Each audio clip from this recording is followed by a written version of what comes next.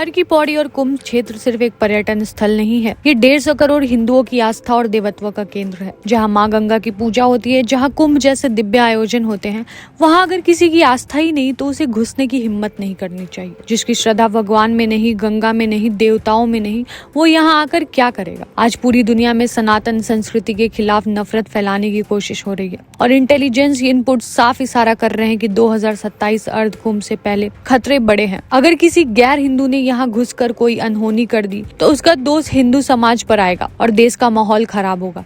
इसलिए गंगा सभा का फैसला बिल्कुल सही, साहसिक और जरूरी है।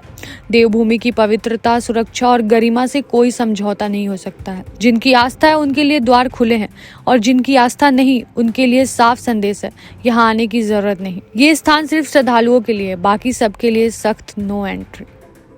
हम स्वागत करते हैं। ये देवभूमि उत्तराखंड है।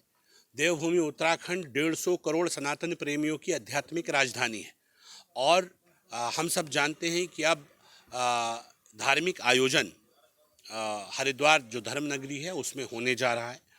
और हम ये भी जानते हैं कि पूरी दुनिया में हमारे खिलाफ, हमारी भारतीय संस्कृति के खिलाफ नफरतें बढ़ी हैं।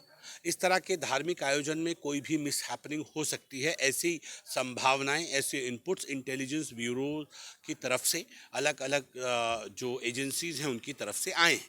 हमारा मानना है कि अगर इस तरह के आचरण में ऊपर वाला न करे, इस तरह की कोई मिसहैपनिंग हो जाती है और वहाँ कोई गैर हिंदू पाया जाता है तो कल को आरोप किस पे लगेंगे? और फिर जब वो आरोप लगेंगे तो ये माना जाएगा कि जब आपकी आस्था नहीं है तो आप यहाँ क्यों आए।